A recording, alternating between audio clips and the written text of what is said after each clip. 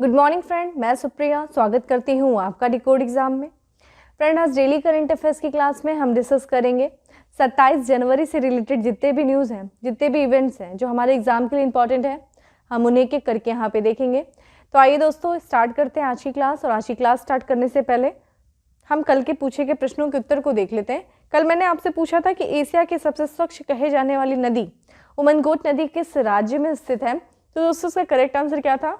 मेघालय राज्य में स्थित है। मेघालय जो कि 7 सिस्टर्स में से एक है और हमारे देश के उत्तर पूर्व राज्यों में से एक है। ठीक है, मेघालय में ये स्थित है जो कि एशिया की सबसे स्वच्छ कही जाने वाली नदी है। जैसा कि आप यहाँ पे इसकी तस्वीर देख रहे हैं, कितनी ये स्वच्छ दिख रही है। और इसी के साथ साथ दोस्तों याद रखना, एशिया का जो सबसे साफ सुथरा गाँव है जिसका नाम क्या है? मावलिन नांग। ठीक है, मावलिन नांग गाँव भी कहाँ पे स्थित है? वो भी मेघालय में ही स्थित है। ठीक है, तो ये कुछ आपके दो महत्वपूर्ण तथ्य थे। अब आते हैं आज के सेशन में, और आज के सेशन में सबसे पहले प्रश्न पे चलते हैं। और हमारा सबसे पहला प्रश्न है कि निम्नलिखित में से किस फिल्म को ऑस्कर 2022 के लिए आधिकारिक रूप से शॉर्टलिस्ट किया गया है? तो बताइए किस भारतीय फिल्म को शॉर्टलिस्ट किया गया है? जय भीम, पुष्पा द राइज, कुंजगल या फिर तड़प? दोस्तों इसका करेक्ट आंसर हो जाएगा ए, जय भीम को किया गया है, शॉर्टलिस्ट किया गया है ऑस्कर 2022 पुरस्कार के लिए। तो जैसा कि आप जानते हैं, ऑस्कर अवार्ड जो है ये दुनिया का एक सर्वश्रेष्ठ पुरस्कार है फिल्मी दुनिया का। और इसमें जो है इस बार जो सूचियां जारी की गई हैं इस पुरस्कार से संबंधित, उसमें 2 भारतीय फिल्मों को भी एंट्री मिली है। और ये 2 भारतीय फिल्में कौन है देखा जाए तो सूर्या और लिजोमोल जोस अभिनीत तमिल फिल्म है जिसका नाम है जय भीम। ठीक है, ध्यान रखिएगा ये तमिल फिल्म जय भीम है। और प्रियदर्शन की मलयालम पीरियड ड्रामा जिसका नाम है मरक्कर अरविंद कदलिनते को शॉर्टलिस्ट किया गया। ठीक है, तो ध्यान रखिएगा एक मलयालम फिल्म है और ये तमिल फिल्म है। ठीक है, तो आपका ये जो मरक्कर है एक मलयालम फिल्म ड्रामा है और ये देखा जाए जय भीम जो कि एक तमिल फिल्म है और इसको शॉर्टलिस्ट किया गया है ऑस्कर अवार्ड 2022 के लिए। अगर हम बात करते हैं इसमें, तो motion pictures art and sciences ने 94 में अकादमिक पुरस्कार की नामांकित 276 फिल्मों की सूची जारी की है और इस सूची में देखा जाए 2 भारतीय फिल्मों को भी शामिल किया गया है। अगर जय भीम की बात करें तो जय भीम जो है मदर इंडिया, सलाम बॉम्बे और लगान के बाद ऑस्कर के लिए नामित होने वाली 4थी भारतीय फिल्म है। और वहीं मरक्कर की बात करें दोस्तों तो मरक्कर अरविंद कदलिनते सिंघम को ग्लोबल कम्युनिटी ऑस्कर अवार्ड 2021 के लिए भी नामित किया गया है। आप यहाँ पे देखिए जय भीम, ठीक है, मरक्कर। तो ये दोस्तों ध्यान रखिएगा शॉर्टलिस्ट किया गया है 2 फिल्मों को इंडिया की। ठीक है, मरक्कर और आपका ठीक है जय भीम। चलिए अब आगे बढ़ते हैं, नेक्स्ट प्रश्न पे चलते हैं। और हमारा अगला प्रश्न है कि किस राज्य ने अपना पहला बर्ड एटलस लॉन्च किया है? हिमाचल प्रदेश, केरल, असम या फिर उत्तराखंड? दोस्तों इसका करेक्ट आंसर हो जाएगा बी, यानी कि केरल ने किया है। जैसा कि आप यहाँ पे देख रहे हैं, an atlas of the bird of Kerala. ठीक है, तो केरला ने अपना पहला बर्ड एटलस लॉन्च किया। आइए इसके बारे में देख लेते हैं। तो केरल बर्ड एटलस जो है भारत में अपनी तरह का पहला राज्य स्तरीय पक्षी एटलस है जिसमें सभी प्रमुख आवासों में विभिन्न पक्षी प्रजातियों के वितरण और बहुतायत के बारे में ठोस आधारभूत तैयार किया गया है। ठीक है, तो जितने भी वहाँ पे जो प्रमुख आवास हैं विभिन्न पक्षियों के, उनके बारे में, उनके वितरण और उनके बहुतायता के बारे में जो एक जानकारी है, जो आधार है इस पूरे एटलस में, उसके बारे में बताया गया है। अगर हम केरल बर्ड एटलस की बात करें तो केरल बर्ड एटलस को भौगोलिक विस्तार की दृष्टि से एशिया का सबसे बड़ा जो है पक्षी एटलस कहा जाता है और इससे भविष्य में अध्ययन को प्रोत्साहन मिलेगा। तो जितने भी पक्षी से संबंधित जो अध्ययन होगा उससे इस एटलस से काफ़ी ज़्यादा प्रोत्साहन मिलने वाला है। देखा जाए इस एटलस को तैयार कैसे किया गया है, तो एक सर्वेक्षण के आधार पर इस एटलस को तैयार किया गया है। और ये देखा जाए पक्षी देखने वाले जो समुदाय के जो 1000 से अधिक स्वयं सेवकों की भागीदारी के साथ एक अभ्यास था जिसका नाम है नागरिक विज्ञान संचालित अभ्यास के रूप में आयोजित केरल बर्ड एटलस को 2 साल में 2 गीले और 2 सूखे, यानी कि जो 2 साल के दौरान 2 गीले मौसम आते हैं और 2 सूखे मौसम आते हैं। और ये 2 गीले मौसम देखा जाए जो वर्षा होती है साउथ इंडिया में देखा जाए तो जुलाई से लेकर के सितंबर के दौरान, और जो सूखे मौसम रहते हैं जब नॉर्थ इंडिया जबकि पूरी ठंड से तड़प रहा होता है तो उस समय साउथ में देखा जाए सूखा मौसम रहता है। तो उस दौरान जो है एक व्यवस्थित सर्वेक्षण किया गया और उस सर्वेक्षण के आधार पर जो है केरला बर्ड एटलस को तैयार किया गया। ठीक है, इसमें देखा जाए केरला बर्ड एटलस में देखा जाए तो 361 प्रजातियों के लगभग कितने लाख रिकॉर्ड बनाए गए? गए हैं, 3 अनलॉक रिकॉर्ड बनाया गया, जिसमें देखा जाए 94 बहुत दुर्लभ प्रजातियों को सम्मिलित किया गया है, 103 दुर्लभ प्रजातियों को, 110 सामान्य प्रजातियों को, वहीं देखा जाए 44 बहुत ही सामान्य प्रजातियों को और साथ ही साथ 10 सबसे प्रचुर प्रजातियों को इसमें शामिल किया गया है। ये देखा जाए ये किस तरह का डेटा प्रदान करता है ये एटलस, तो केरला बर्ड एटलस लगभग 4000 ग्रीड में विभाजित भौगोलिक इकाई के या छात्रित नमूने के माध्यम से प्रामाणिक, सुसंगत और तुल्य डेटा प्रदान करता है। तो ठीक है, आपके लिए इंपॉर्टेंट क्या जाना है कि पहला जो बर्ड एटलस लॉन्च किया गया है किस राज्य के द्वारा, तो ये केरल के द्वारा किया गया है। ठीक है, केरला बर्ड एटलस। अगले प्रश्न पे पढ़ते हैं और हमारा अगला प्रश्न है कि हाल ही में पहचानी गई कनोडर्मा कैरलेंसी क्या है। तो ये देखा जाए क्या है भाई, मेढक की नई प्रजाति, तितली की नई प्रजाति, इलायची का रोग या फिर नारियल के तने के सड़न का रोग। दोस्तों इसका करेक्ट आंसर हो जाएगा डी, और ये बहुत ही इंपॉर्टेंट प्रश्न है, अपने आप में स्टार कर लीजिए। और यहाँ पे देख सकते हैं आप, ये है आपका कनोडर्मा कैरलेंसी। आइए इसके बारे में देखते हैं। तो हाल ही में देखा जाए जो केरल के शोधकर्ताओं ने कवक की जीनस कनोडर्मा से जुड़ी 2 नई प्रजातियों की पहचान किया। ठीक है, तो ये कवक की जीनस कनोडर्मा की 2 नई प्रजातियों की पहचान केरल के शोधकर्ताओं के द्वारा की गई हैं। और ये 2 नई प्रजातियां जो हैं किससे संबंधित हैं, तो ये नारियल के तने के सड़न रोग से संबंधित हैं। अगर इन 2 नई प्रजातियों की बात करें जो कि कवक के जीनस कनोडर्मा से जो संबंधित है, इनका नाम क्या है, तो एक का नाम आपका कनोडर्मा कैरलेंस है और दूसरा देखा जाए कनोडर्मा स्यूडो एप्लानेंटन्स है। ठीक है, ये इसके 2 नाम हैं। और इसके बारे में देखा जाए तो जैसा कि ये जो नारियल के मूल तने होते हैं ना दोस्तों, इनको भारत में विभिन्न भागों में अलग कई नामों से जाना जाता है। जैसे कि अगर आंध्र प्रदेश में जाएंगे तो इसको जो नारियल के जो मूल तना होता है, जिसको हम जो है बट रूट कह सकते हैं, तो उसको जो कि आंध्र प्रदेश में गनोडर्मा विल्ट के नाम से जाना जाता है। कर्नाटक में जाएंगे आप तो इसी को नारियल के जो मूल तने को नाबरोगा के नाम से जाना जाता है। अगर तमिलनाडु में जाएंगे तो जैसा कि तमिलनाडु में तंजावुर है तो तंजावुर विल्ट के नाम से जाना जाता है। ठीक है, ये संक्रमण देखा जाए जो है ये नारियल के जो जड़ों से शुरू होता है, परंतु इसके जो लक्षण है वो तना और पत्तियों का रंग बदलना और साथ ही साथ सड़ना उसमें शामिल है। तो इसके लक्षणों में क्या क्या शामिल है, तने और पत्तियों का रंग बदल जाएगा, सड़ने लगेगा। ठीक है, जड़ें सड़ने लगेंगी। तो दोस्तों ये काफी इंपॉर्टेंट प्रश्न है कि कनाडर्मा कैरलेंसिस किससे संबंधित है, नारियल के तने के सड़न से संबंधित है। ठीक है, नेक्स्ट है हमारा, निम्नलिखित में से किस देश ने 23 जनवरी 2022 से ऑनलाइन सेफ्टी बिल लागू हो गया है। चीन, जापान, फ्रांस, ऑस्ट्रेलिया। दोस्तों इसका करेक्ट आंसर हो जाएगा डी, यानी कि ऑस्ट्रेलिया में जो है 23 जनवरी 2022 से ऑनलाइन सेफ्टी बिल लागू कर दिया गया। और वहाँ पे जो बोलिंग की जाती थी, जो ऑनलाइन तरीके से, जो ऑनलाइन माध्यम से जो वयस्क लोगों के साथ उन पे क्या है उस पर नियंत्रित करने के लिए इस ऑनलाइन सेफ्टी बिल को पारित किया गया है। तो देखा जाए ऑस्ट्रेलिया के ऑनलाइन सुरक्षा अधिनियम, जिसको कि जुलाई 2021 में पारित किया गया था, ये प्रभावी हो गया है कब से, 23 जनवरी 2022 से। इस बिल के पारित होने से देखिए क्या होगा कि इस बिल से पारित होने से जो वयस्कों को देश में ऑनलाइन बदमाशों के मामलों की रिपोर्ट जो है वो ई सुरक्षा आयुक्त जूली इनमेंट ग्रांट को करने की अनुमति मिलती है। ठीक है, तो जो ऑनलाइन बुलिंग होती थी, वयस्कों के साथ जो छेड़खानी होती थी ऑनलाइन माध्यम से, उस पर एक तरीके से नियंत्रण पाया जा सकेगा।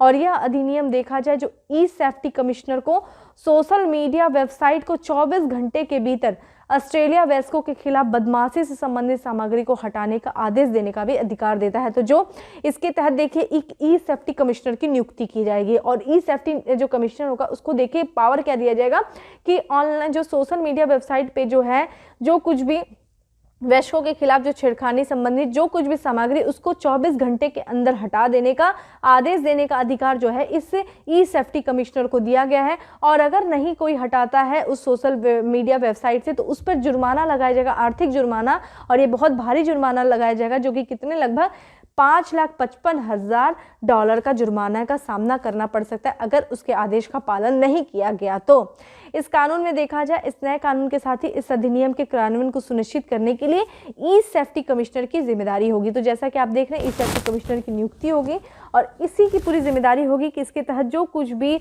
दिशा निर्देश है उस दिशा निर्देशों क्रियान्वयन को सुनिश्चित करने का पूरी जिम्मेदारी इस ई सेफ्टी कमिश्नर को होगी। ठीक है, तो दोस्तों जैसा कि आप ध्यान रखना कि ऑनलाइन सेफ्टी बिल पारित करने वाला लागू करने वाला देश कौन सा है, वो है ऑस्ट्रेलिया। जैसा कि आप देख रहे हैं दोस्तों यहाँ पे देखिए ऑस्ट्रेलिया का आप देखें तो फिजिकल मैप, पॉलिटिकल मैप मैंने आज इसमें ऐड नहीं किया, ठीक है, तो क्योंकि कुछ इससे संबंधित कुछ तथ्य हैं जो एग्जाम में पूछे जाते हैं। जैसा कि आप देख रहे हैं ऑस्ट्रेलिया की अगर दोस्तों बात करें तो ये दुनिया का सबसे छोटा महाद्वीप है। आप बताइए मुझे दुनिया में कितने महाद्वीप हैं, उनके नाम बताइए। सबसे बड़ा महाद्वीप कौन सा, सबसे छोटे महाद्वीप को हम लोग देख ही रहे हैं, ऑस्ट्रेलिया। ऑस्ट्रेलिया देखा जाए दोस्तों दुनिया का एकमात्र ऐसी जगह है जिसे हम महाद्वीप भी कहते हैं, जिसे हम एक राष्ट्र के भी रूप में जानते हैं और जिसे एक द्वीप के भी रूप में हम जानते हैं, ठीक है। ऑस्ट्रेलिया की दोस्तों बात करें तो देखा जाए यहाँ पे जब आप इसके पूर्व से पश्चिम की तरफ जाएंगे तो यहाँ पे इसकी राजधानी दिखेगी कैनबरा। कैनबरा जो कि किस नदी के मुहाने पे दोस्तों, मुरे नदी के मुहाने पर है, ठीक है। और यहाँ पे देखिए बहुत सारे जो इंपॉर्टेंट, आप सिडनी भी देख रहे हैं, यहाँ पे देखा जाए कैनबरा है, मेलबर्न है, पर्थ, ठीक है, पर्थ देखा जाए इसके पश्चिम क्षेत्र पे स्थित है। ये भी प्रश्न ब्रिस्बेन है, तो ये सब पूछा गया आपसे। मोस्ट इंपॉर्टेंट दोस्तों यहाँ पे देखिए ग्रेट डिवाइडिंग रेंज जो है ये भी आपसे पूछा गया किस देश में स्थित है। ग्रेट डिवाइडिंग रेंज जो है इसके पूर्व की तरफ दोस्तों आप देखेंगे तो पूरे क्षेत्र विकसित, और ये पूरा क्षेत्र जो है एक तरीके से रेगिस्तान है, बहुत सारे यहाँ पे रेगिस्तान स्थित है, जिसमें से एशिया जो ऑस्ट्रेलिया का सबसे बड़ा रेगिस्तान है वो ग्रेट विक्टोरिया डेजर्ट है, ठीक है। यहाँ पे आप गिस्बन जो है डेजर्ट भी पूछा गया है किस देश में है, ठीक है। सिम्पसन डिजर्ट भी पूछा गया है किस देश में। यहाँ पे देखा जाए तो किम्बरले प्लेटू जो है ये भी आपसे पूछा गया है किस देश में स्थित है। तो दोस्तों यहाँ पे ग्रेट सिडनी तो फिर भी आप ध्यान रख लोगे देखना। तो ऑस्ट्रेलिया का सबसे बड़ा जो है ग्रेट विक्टोरिया डिजर्ट है, सबसे बड़ा मरुस्थल है, ठीक है। ये आपसे सब पूछे गए प्रश्न है, इसलिए यहाँ पे बहुत ध्यान रखिएगा, पूछा जाता है। यहाँ पे दोस्तों एक आपको दिख रहा होगा तस्मानिया। तस्मानिया को देखा जाए ऑस्ट्रेलिया से एक इसके बीच में एक स्ट्रेट है जिसको कहते हैं बेस स्ट्रेट, ठीक है। तो ये जो माफ करिएगा बास स्ट्रेट है, और ये जो है ऑस्ट्रेलिया और जो है तस्मानिया के बीच में स्थित है। ये भी आपसे प्रश्न पूछा गया है। तो यहाँ पे आप जैसा कि देख रहे हैं तस्मान सी है, ठीक है, और इसी पे आप देखें तो ठीक है। तो ये बास स्ट्रेट है जो कि किससे किससे, दक्षिण महासागर को किससे जोड़ रहा है दोस्तों, ये जोड़ रहा है आपका तस्मान सागर से जोड़ रहा है, ठीक है। तो ये चीज़ बहुत इंपॉर्टेंट हो जाती है, ये भी आपसे पूछा गया है। अब आते हैं दोस्तों हम अगले प्रश्न पे, और हमारा अगला प्रश्न है कि निम्नलिखित में से किसके द्वारा भारत का पहला कोयले से मेथनॉल संयंत्र देश को समर्पित किया गया है। नरेंद्र मोदी, महेंद्र नाथ पांडे, अमित शाह या फिर निर्मला सीतारमण। दोस्तों करेक्ट आंसर इज बी, ठीक है। महेंद्र नाथ पांडे के द्वारा भारत का पहला जो कोयले से मेथनॉल बनाने का संयंत्र है वो देश को समर्पित किया गया है। इसके बारे में देखते हैं। तो जो देश के जो केंद्रीय भारी उद्योग मंत्री हैं महेंद्र नाथ पांडे जी के द्वारा जो है भारत का पहला कोयले से मेथनॉल संयंत्र को जो है देश को समर्पित किया गया है। और इस संयंत्र को किसके द्वारा जो है निर्माण किया गया है, तो ये किया गया है भारत हैवी इलेक्ट्रिक लिमिटेड के द्वारा इस संयंत्र का निर्माण किया गया है। महेंद्र नाथ पांडे ने देखा जाए तो Bharat heavy electric limited Hyderabad सुविधा में आत्मनिर्भर भारत के तहत विकसित उत्पादों पर एक प्रदर्शनी भी समर्पित किया है। भेल जो है वो स्वदेशी रूप से डिजाइन, निर्मित और स्थापित 0.25 टन प्रतिदिन क्षमता CTM यानी कि देखा जाए आप जैसा कि कोयला से मेथनॉल प्लांट अब भारतीय उच्च राग कोयले से 99% से अधिक की शुद्धता के साथ मेथनॉल उत्पन्न कर रहा है, ठीक है। तो ठीक है, किसके द्वारा, भारत हैवी इलेक्ट्रिकल्स लिमिटेड के द्वारा बनाया गया था, इसको समर्पित किया गया है जो केंद्रीय भारी उद्योग मंत्री महेंद्र नाथ पांडे जी के द्वारा, ठीक है। अगला हमारा कि हाल ही में चर्चा में रहा रकौंजी मंदिर किस देश में स्थित है। Japan, Thailand, Indonesia, Cambodia. तो दोस्तों इसका करेक्ट आंसर क्या हो जाएगा, जापान में स्थित है रकौंजी मंदिर। तो ये देख सकते हैं आप यहाँ पे। तो यहाँ पे देखा जाए रकौंजी मंदिर जो कि जापान के टोक्यो शहर में स्थित एक बौद्ध मंदिर है।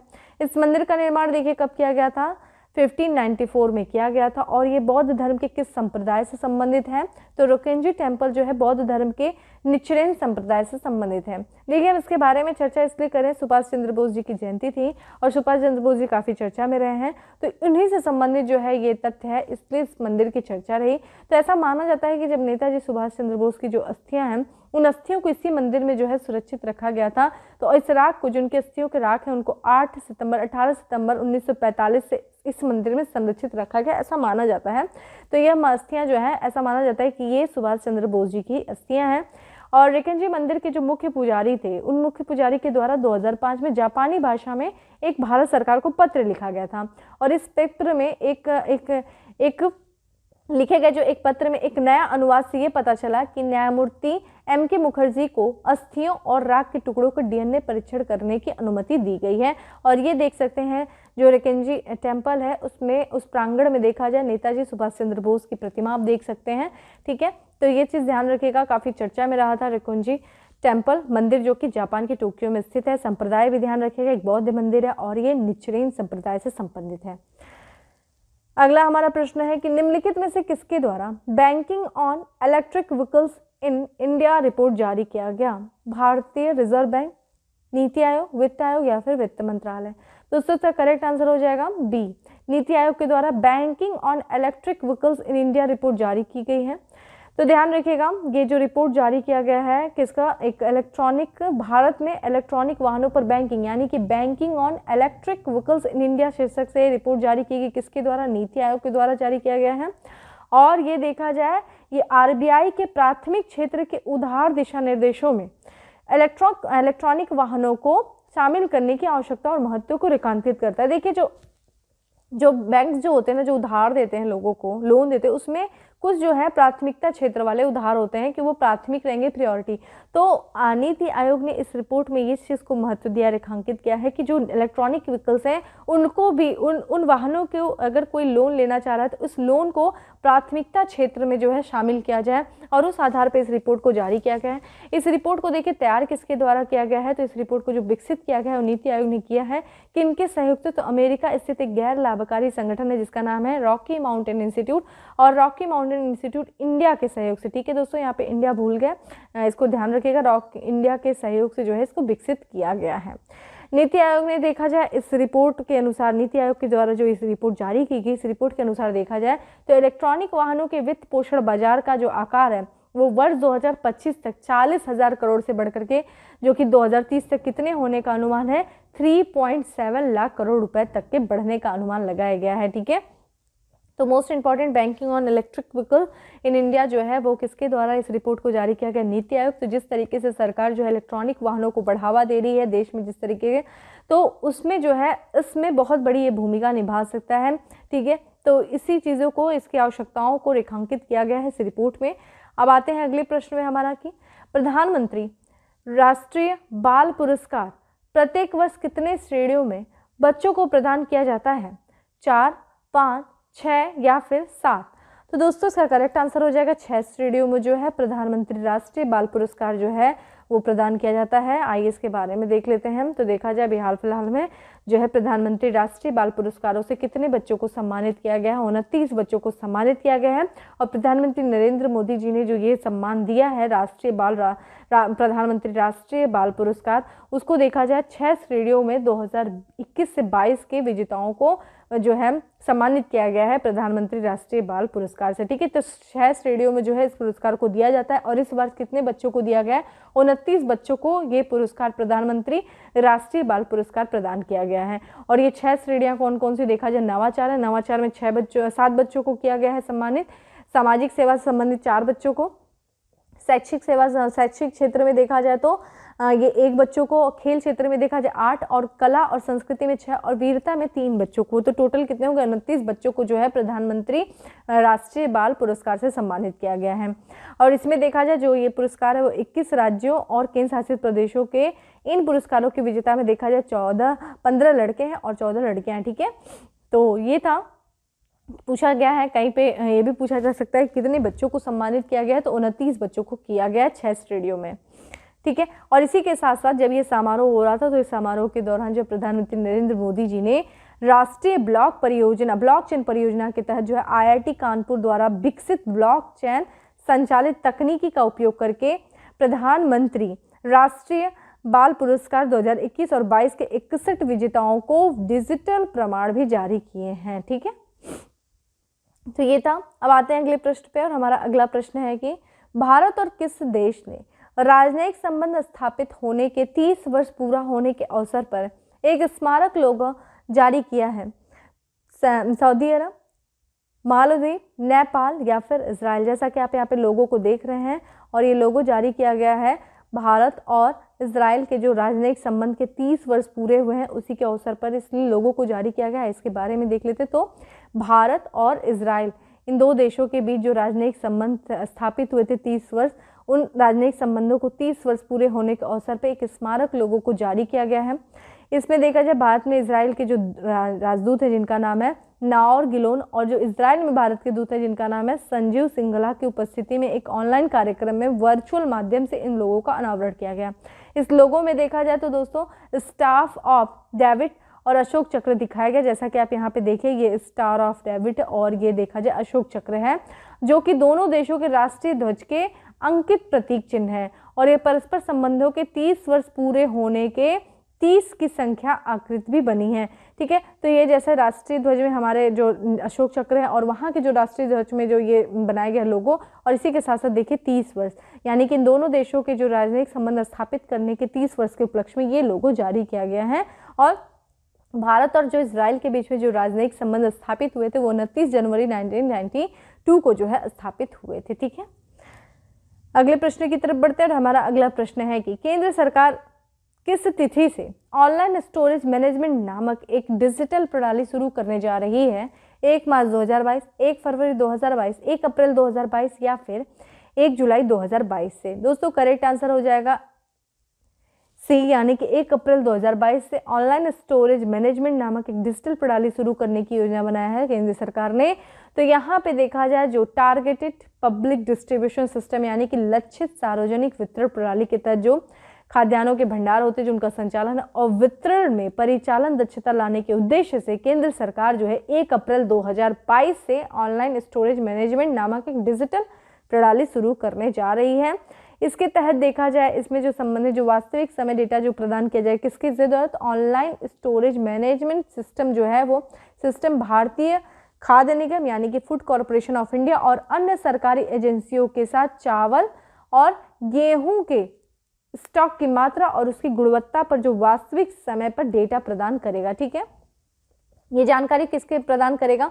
और इससे संबंधित देखा जाए तो ये FCI जो है यह यानी कि food corporation of India, central warehousing corporation और स्टेट वेयर हाउसिंग कॉरपोरेशन के गोदानों में रखे खाद्यान्न स्टॉक की जानकारी प्रदान करेगा। तो जितने भी जो है ये जो सेंटर के जो वेयर हाउसिंग है उसमें जो खाद्यान्न रखे गए हैं और जो स्टेट के जो वेयर हाउसिंग है वहाँ पे जितने भी खाद्यान्न रखे हैं गोदान में, उनसे संबंधित जो पूरे स्टॉक की जानकारी जो है ये प्रदान करेगा ऑनलाइन जो आपके जो जारी किया गया है। ठीक है, ऑनलाइन स्टोरेज मैनेजमेंट। ठीक है, 1 अप्रैल से जो कि ये जारी हो जाएगा, 1 अप्रैल 2022 से एक डिजिटल प्रणाली जो है वो शुरू कर दी जाएगी। ठीक है, तो इस तरीके से था दोस्तों हमारा 10 MCQ बातें फैक्ट्स ऑफ द डे में। हमारा पहला फैक्ट्स ऑफ द डे है कि इंडिया रेटिंग एंड रिसर्च द्वारा 2023 से भारत की GDP वृद्धि दर अनुमानित की गई कितनी? 7.6% जो है अनुमानित की गई है इंडिया रेटिंग एंड रिसर्च के द्वारा 2023 की GDP दर भारत की। देश के वैज्ञानिकों के द्वारा एक्सरे से कोरोना का पता लगाने की घोषणा किया गया। किस देश के द्वारा भाई? किस देश के जो वैज्ञानिक हैं उनके वो एक्सरे के द्वारा जो है कोरोना का पता लगा सकते हैं, ये किया गया घोषणा स्पेन के वैज्ञानिकों के द्वारा। वहीं देखा जाए राष्ट्रीय पर्यटन दिवस मनाया गया दोस्तों, 25 जनवरी को मनाया गया। उस वर्ष की थीम क्या थी राष्ट्रीय पर्यटन दिवस की? आज़ादी का अमृत महोत्सव। ICC के द्वारा साल 2021 का उभरता पुरुष क्रिकेट चुना गया है किसे? दक्षिण अफ्रीका के यानमन मलान को जो है ये ICC का साल 2021 का उभरता पुरुष क्रिकेटर चुना गया है।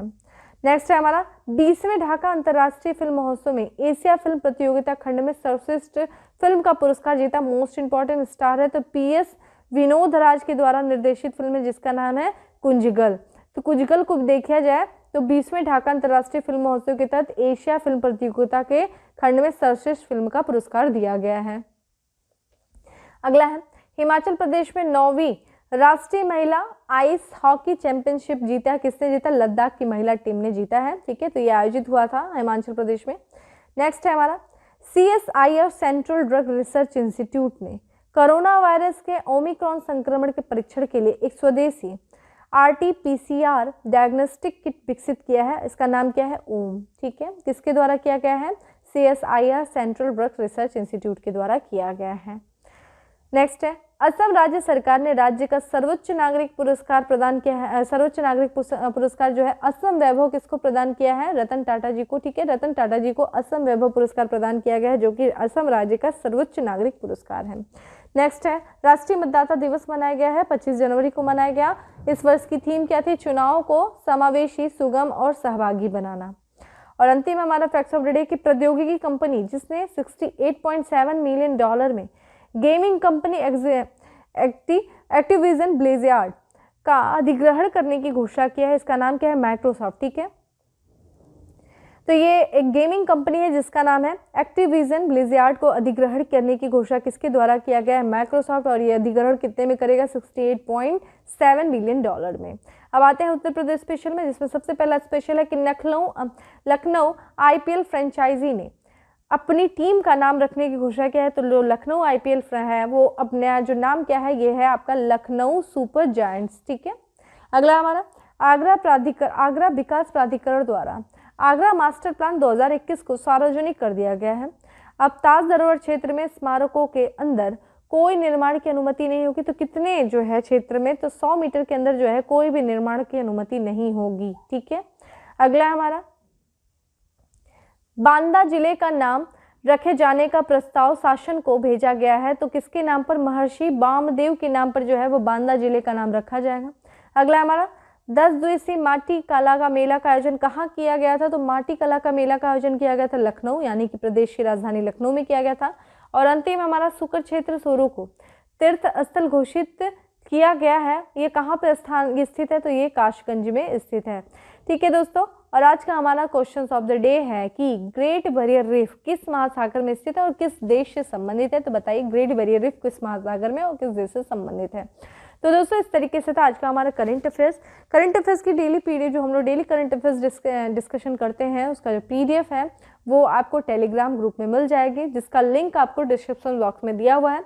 बाकी सेशन अच्छा लगा हो तो लाइक करना नहीं भूलें, ज़्यादा से ज़्यादा लोगों को शेयर करें और चैनल पे पहली बार आए हैं तो सब्सक्राइब करना नहीं भूलें। फिर मिलते हैं नेक्स्ट सेशन में, तब तक के लिए bye, have a good day, stay safe and stay happy.